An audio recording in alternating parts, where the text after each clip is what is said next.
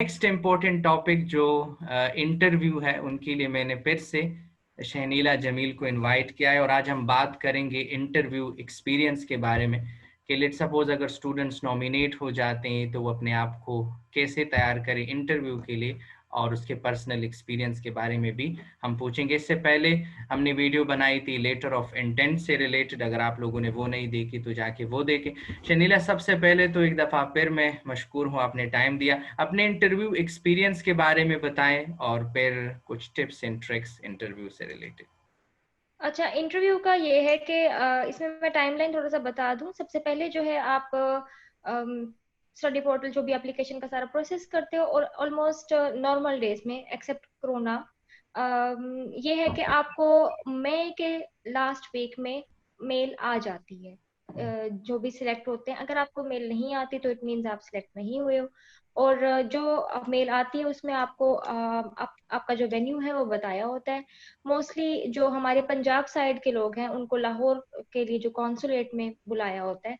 और इस तरह ही मेजर सिटीज में इंटरव्यू होता है, इस्लामाबाद और बाकी जितने भी कैपिटल्स हैं हमारे प्रोविंशियल कैपिटल्स, उनमें आप जाते हो, आपका इंटरव्यू होता है। इंटरव्यू में ये कि 15 मिनट से ज्यादा नहीं होता, 10 से 15 minute. Its weight too much. मुझे अगर मैं अपना याद करूं तो मेरा 12 बजे स्टार्ट हुआ था और 12:15 पर मैं बाहर भी आ गई थी। ठीक है। तो उसमें यह है कि बहुत ज्यादा टेक्निकल भी नहीं होता और बहुत ज्यादा नॉन टेक्निकल भी नहीं होता। उसमें आपको वो सबसे पहले आपसे कम्युनिकेट करते हैं ताकि थोड़ा सा जो एक समहाउ एक स्टूडेंट एक कैंडिडेट डरा सा होता है उसको रिलैक्स करने के लिए।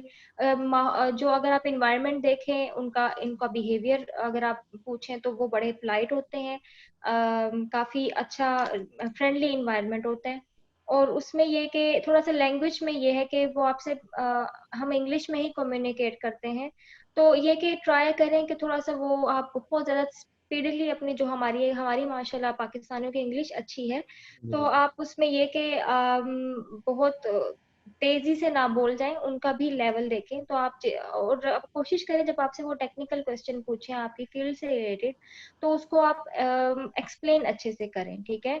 और दूसरी बात ये कि वो आपसे आपकी प्रेफरेंसेस के बारे में पूछते हैं कि आपने ये यूनिवर्सिटीज क्यों प्रेफर की। That is the very important question. तो इसके बारे में एक अच्छा सा जवाब अपना आपका हाजिर होना चाहिए। और वो उसी लिए तभी होगा अगर जब आपने खुद से ये सारा काम किया हो और आपको पता हो कि मैंने एक एक स्टेप कैसे किया था, आपकी बैकग्राउंड रिसर्च अच्छी हो।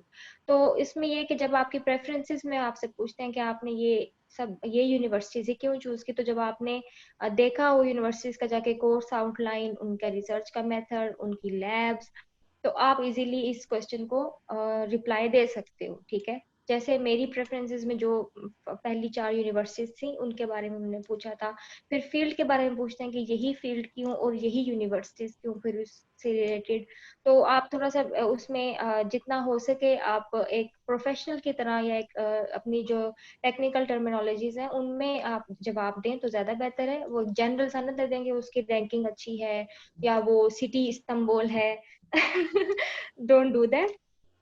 जो एक as a researcher as a scholar आपको जवाब देना चाहिए इन सारी बातों का। प्रिसाइज रहें, वो आपको सुनने नहीं बैठे हुए। 1 घंटे में उन्होंने ऑलमोस्ट 4 कैंडिडेट्स कवर करने होते हैं, तो आप जितना प्रिसाइजली और जितना स्कॉलरली जवाब देंगे उतना अच्छा है। कंफ्यूज ना हो। और थोड़ी सी मेरे साथ जो हुआ था, थोड़ा सा टर्म्स में फर्क आ जाता है। जैसे हमारे यहाँ प्री इंजीनियरिंग कहते हैं। तो अगर आपने फॉर एग्जांपल आप नेचुरल साइंसेज के स्टूडेंट हो, आपका बीएस फिजिक्स है या केमिस्ट्री, आपने फर्दर जो है ना वो चूज कर लिया है काइंड ऑफ इंजीनियरिंग फील्ड कोई भी एमएस के लिए, जैसे हम मेरे लिए आ जाती है। क्योंकि डिग्री टू डिग्री नाम बदलते रहते हैं, तो इस चीज को भी थोड़ा मद्देनजर रखिएगा। और जो वो आगे से क्वेश्चन करें तो उसको जरा प्रोसेस कीजिएगा कि वो पूछ क्या रहे हैं एग्जैक्टली। तो उसमें ये है कि जैसे वो पूछ रहे कि आपका कोई इंजीनियरिंग बैकग्राउंड है, जो आप फर्दर आप आगे एमएस इंजीनियरिंग में जा रहे हो, तो आप कह दें कि जी मेरा है। ये ना हो कि आप बीएस फिजिक्स सिंपल है तो वो तो कोई इंजीनियरिंग नहीं, ऐसे नहीं होता। आप उसे बताएं कि मेरा ये वाले कोर्स थे इस सेमेस्टर्स में। फॉर एग्जांपल आप कंप्यूटेशनल फिजिक्स में जा रहे हो या आप कह लीजिए केमिकल इंजीनियरिंग में फर्दर कोई आपकी फील्ड है, तो आप बताएं कि मेरी ये कोर्सेज थे तो मेरा बैकग्राउंड है। I am eligible. तो उसमें कंफ्यूज ना हो जाए उनके क्वेश्चंस को सुनकर। और टेक्निकल पार्ट इतना मुश्किल नहीं होता, बड़ा ही बेसिक होता है। मतलब आप इंटरव्यू को प्रेडिक्ट नहीं कर सकते, लेकिन ये है कि जो जनरल एक इंटरव्यू का स्ट्रक्चर होता है, आपकी फिजिकल अपीयरेंस अच्छी होनी चाहिए, फॉर्मल होनी चाहिए, उसमें आप कॉन्फिडेंट रहें। और कई स्टूडेंट्स बल्कि हैं, सिलेक्ट भी हुए हैं, वो थोड़ी सी तुर्की भी इस्तेमाल कर जाते हैं भाई, गुले गुले या होश गेल्दिन होश बुल्दुक। तो वो एक काफी ये अच्छी वाला एक इन्वायरमेंट अच्छा कर देता है सडनली। ऑब्वियसली एक और फॉरेन कंट्री में की आपके वजह से सामने आसानी होगी, काफी लोगों ने बहुत से वर्ड सीख लिए हैं। जी, ऐसा है कि फॉरेन कंट्री में आपके सामने कोई आपकी जुबान बोल दे तो सडनली आपके चेहरे पे एक बिल्कुल मुस्कुराहट आ जाती है। बिल्कुल। तो थोड़ा सा इन्वायरमेंट को अच्छा करने के लिए आप अगर थोड़ी सी तुर्की भी बोल दें तो वो not not a bad thing. और उसमें ये कि ड्रामाज अगर आप देखते हैं, वो आपसे पूछने के भी आप तुर्की क्यों जाना चाह रहे हैं, तो आप कह सकते हैं कि अव्वल तो मेरा स्टडी प्लान ये है, दूसरा कल्चरल एक्सपोजर बहुत अच्छा है, टर्की में बहुत बड़ी तादाद में स्टूडेंट आता है बाहर से, तो मैं टर्की को एक्सप्लोर करना चाहता हूँ। तो ये अब यही नहीं कि आप यही वाला जवाब दे दें अपनी ट्रू इंटेंशंस के साथ जाएं, और जो आप एक्चुअली फील करते हैं उसे बताएं। इंटरव्यू में सबसे बेहतरीन जो चीज आप कर सकते हैं, आप बी ट्रू टू योरसेल्फ। तो बिल्कुल भी आर्टिफिशियल ना हो, चाहे वो एक्सेंट हो जाए या चाहे आपके आंसर्स हो जाए। कई स्टूडेंट्स होते हैं वो पहले से लिख लेते हैं, फिर उसको क्रैम कर रहे होते हैं आंसर्स को। ऐसा ना करें। जो आपके सडन जो आपका रियल जो आपका अंदर है वही बाहर आता है ना, तो ऑब्वियसली वो इफेक्ट करता है आपके ऑडियंस को। तो आप यूं समझे, आप जैसे बातें करने जा रहे हैं, नॉर्मल। तो पैनिक ना करें। और कई स्टूडेंट्स होते हैं पैनिक आउट कर जाते हैं। जैसे एक मेरे फ्रेंड है, उन्होंने मुझे बताया था कि न्यूक्लियर फिजिक्स के बारे में कई लोगों का अगर है इंटेंशन यहाँ पढ़ने में, तो वो बड़ा ही आराम से सवाल कर लेते हैं कि आपका कंट्री ऑलरेडी इस मामले में बहुत ज्यादा डेवलप्ड है, तो आप टर्की क्यों कर रहे हैं। तो ये ऐसा क्वेश्चन है जो आपको सडनली पैनिक आउट कर सकता है कि ये तो मैंने सोचा ही नहीं था तो इसके बारे में बिल्कुल भी ऐसे क्वेश्चंस अगर आ जाएं कि ये तो दूसरे कंट्री बहुत हैं, या आपसे ये सवाल हो सकता है कि आपने कोई और स्कॉलरशिप पे अप्लाई किया, ठीक है, ये भी एक है। तो इसमें कई स्टूडेंट्स हो जाते हैं कि नहीं भाई, हम तो नहीं वी नहीं। आर वेरी सिंसियर हाँ विद टर्की ऐसे ना करें, अपनी एबिलिटीज को बिल्कुल भी ऐसे रायगा ना करें। हाँ। ठीक है, तो उसमें ये है कि आप जो सच्ची बात करेंगे वो ज्यादा अच्छी है। तो आप अपने आप को बताएं, ठीक है, और पैनिक आउट ना करें किसी भी सवाल पे। कई स्टूडेंट्स कर जाते हैं and that is not a good thing, क्योंकि वो वहां बैठे आपको जज कर रहे होते हैं कि अब आप भी एक 15 मिनट में अपने आप को नहीं कितने संभाल सक रहे, स्ट्रॉन्ग तो है ना, जरूरी जाने के नहीं। बाद आपका क्या होगा। बिल्कुल। बिल्कुल। मेरे ख्याल में तो ये जरूरी इंटरव्यू नहीं में है। क्वेश्चंस प्रेडिक्ट नहीं किए जा सकते बिल्कुल भी। और इनफैक्ट आप दे आते हैं तो उसके बाद भी आपको नहीं पता होता कि आपका इंटरव्यू कैसा रहा। कई क्वेश्चन, कई लोग पूछते हैं आपका इंटरव्यू कैसा था, you can't say like I am positive, you can't say I am negative, you say like okay I don't know let's see. So you can't really predict about interview, not even after. तो लेकिन ये है कि अगर आप tips and tricks में पूछें, be confident, B you, जो अभी आपके अंदर है आप वही रहें। आर्टिफिशियल ना हो, ना ही एक्सेंट को लेकर और ना ही अपनी जवाब जो भी आप दे रहे हैं। और अपना रिसर्च प्रपोजल अच्छे से पढ़कर जाए। भूल जाते हैं ऑब्वियसली 2-2.5 महीने में क्या लिखा है, तो उसमें क्या आपकी प्रेफरेंसेस को देख कर जाएं, यूनिवर्सिटी प्रेफरेंसेस को, उनमें आपको बड़ा ही क्विक होना चाहिए। ये नहीं कि हाँ मुझे याद पड़ता है मैंने उसमें किया पहले था, मैंने ऐसे इसको नहीं। रखा था दूसरे इसको। बिल्कुल बिल्कुल।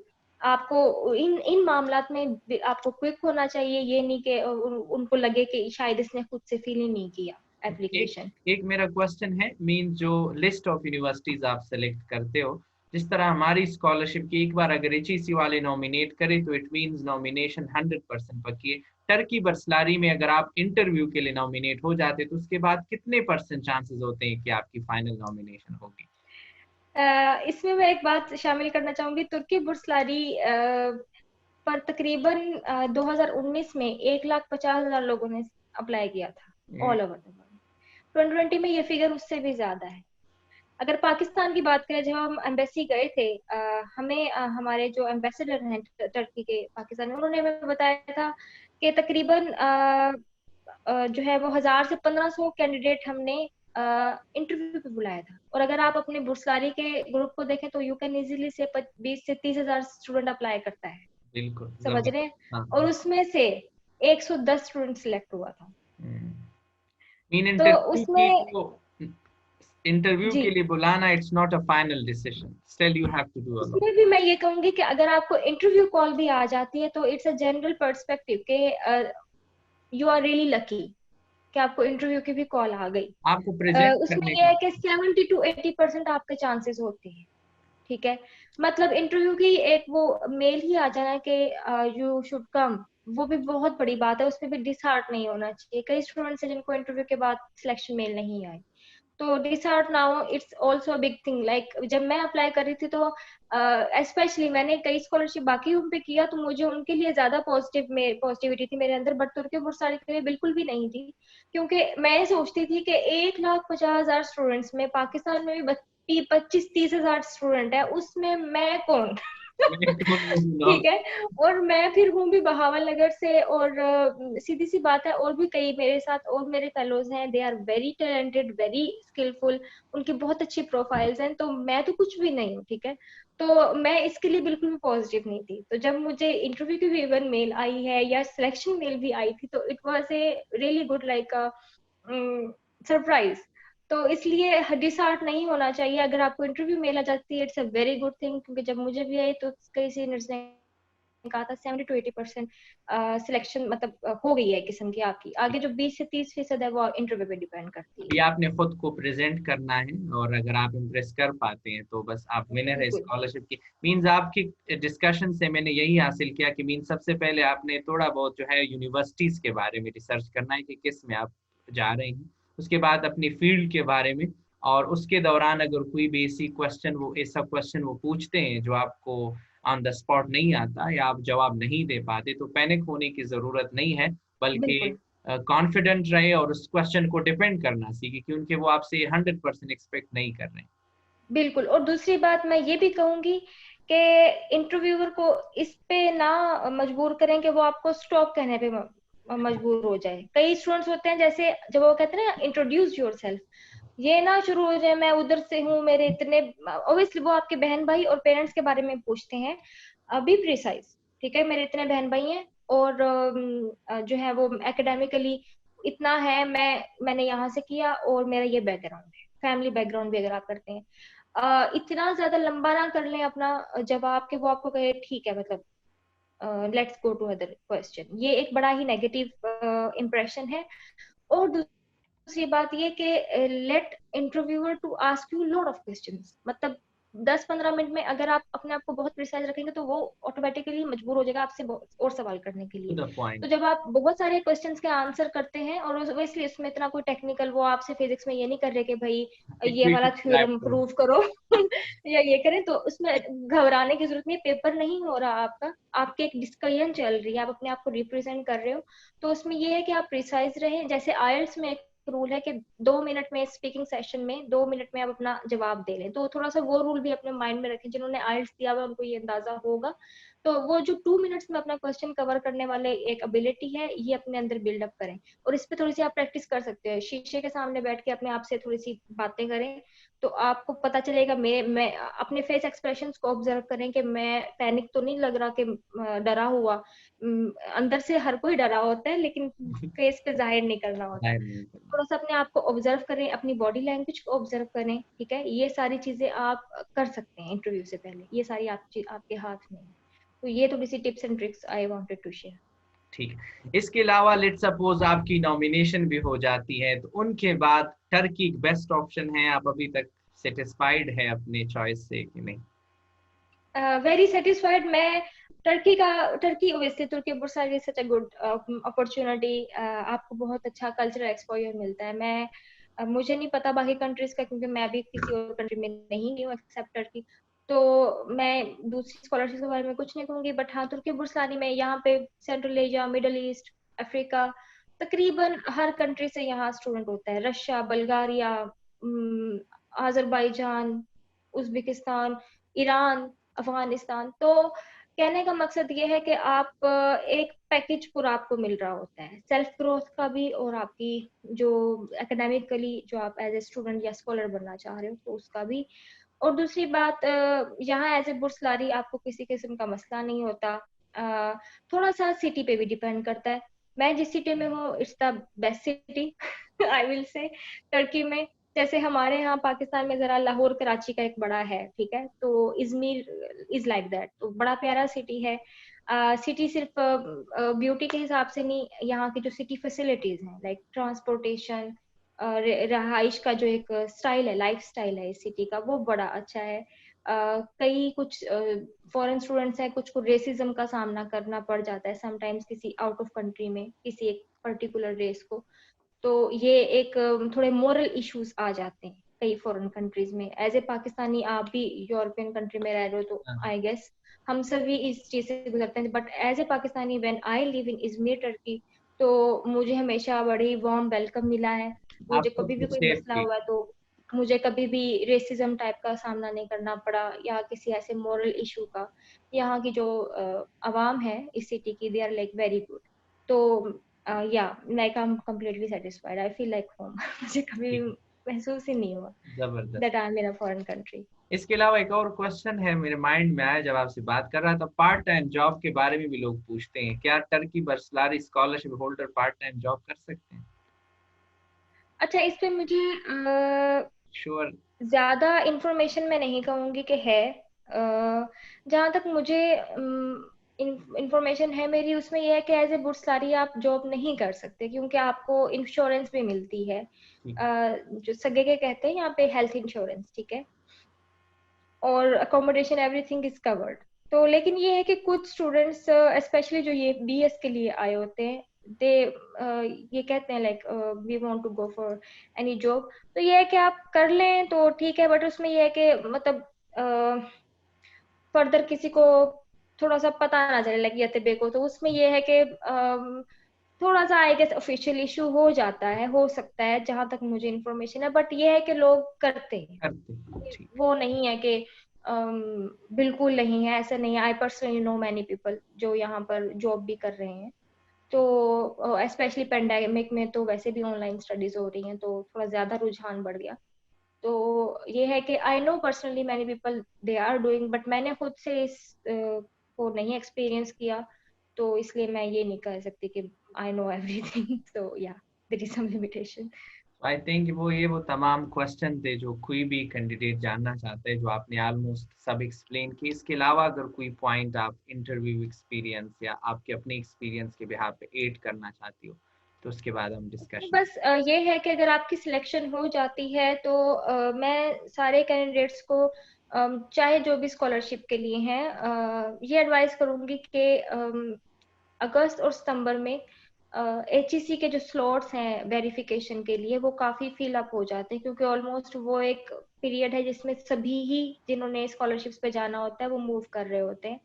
तो आप अगर इंटरव्यू में सिलेक्ट हो जाते हैं तो डोंट वेट कि मैं फर्दर सिलेक्ट होता हूँ या नहीं होता, क्योंकि ये एक बड़ा ही बेसिक सा प्रोसेस है वेरिफिकेशन का, तो आप इसे टाइमली ही करवा लीजिए। तो इसमें आपको मसला नहीं होगा। और उसके अलावा ये कि जब आप वीजा का प्रोसेस कर रहे होते हैं तो डॉक्यूमेंट्स सारे कंप्लीट हों, उसमें कोई इशू नहीं होता। कई पोर्टल्स पर you can find all the detail information. और ये कि जब आप वीजा में, हाँ, वीजा में आपको मतलब ये नहीं है कि आपसे कोई क्वेश्चन हो रहा हो कि क्यों, ऐसा नहीं होता। आप जब बुर्सलारी के तौर पे जाते हो वहाँ पे, तो आपके डॉक्यूमेंट्स दे ऑल नीड, वो स्टैंप्स लगा देते हैं और आपसे कोई वीजा इंटरव्यू भी नहीं होता। तो एक दिन का काम होता है, you can just go and take your visa, that's it. Means अगर नॉमिनेशन हो जाती है बस सारे जो है उन दिन के बाद मजे ही मजे हैं आपके, आपको स्टाइपेंड भी मिलेगा और स्टडी भी। तो थैंक यू सो मच नीला, आपने टाइम निकाला और जितने भी पाकिस्तानीज और इंडियन देख रहे हैं उसे आपने गाइड किया। हम सब मशकूर हैं आपके। इंशाल्लाह फ्यूचर में फिर आपसे मिलते हैं एक नए वीडियो, एक नए पैगाम के साथ। Thank you so much once again for your detail description related to each and everything. Thank you so much. Thank you so much.